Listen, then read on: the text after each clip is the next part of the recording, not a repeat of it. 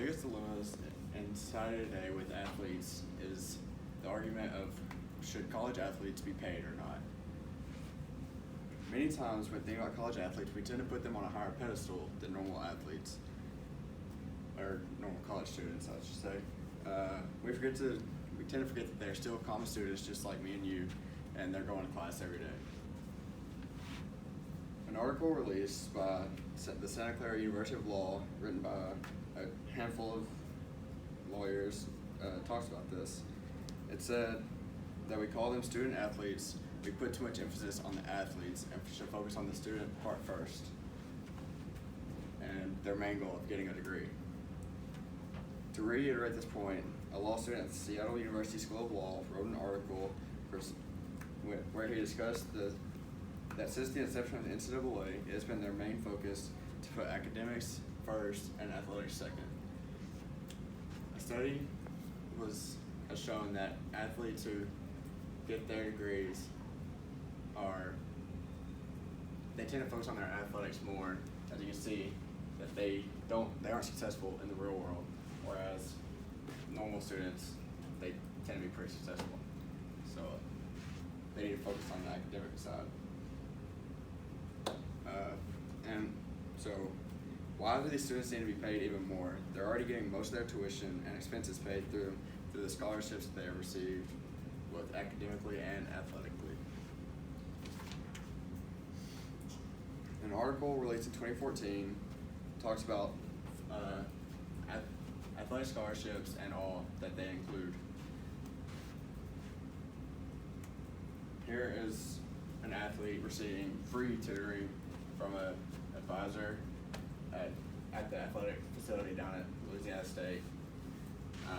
This is one requirement of student athletes is that they have to reach a certain study hours, which will help them be successful in the long run.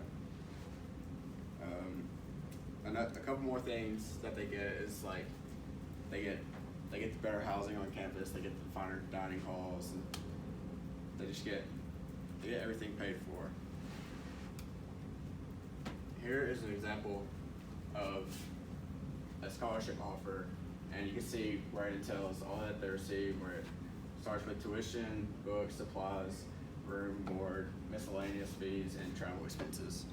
So really everything while they're here is covered if they get a full ride, which if they're good enough to be considered to get paid, then they should get a full ride.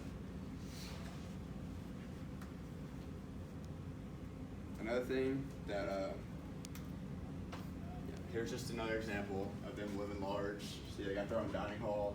This is at our own university, and way better food than we can get in PCB or Stokely.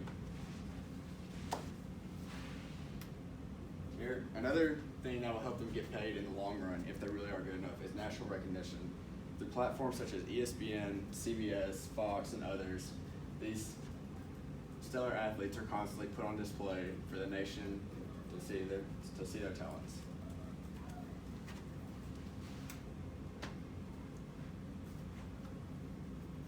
An article titled "College Sports Dilemma" by Edward Wotus discusses how the NCAA spends over $80 million every year for their championship series that they have.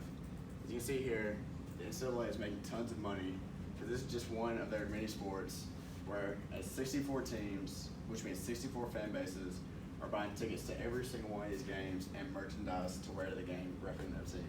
And all that money goes straight back to the NCAA. And if they're good enough, they will make it to this stage where, once again, they will be showcasing their talents and eventually showing the professional teams how good they are and eventually getting the big dollars. Everyone has their own opinions on whether college athletes should be paid or not. And I, for one, do not believe that.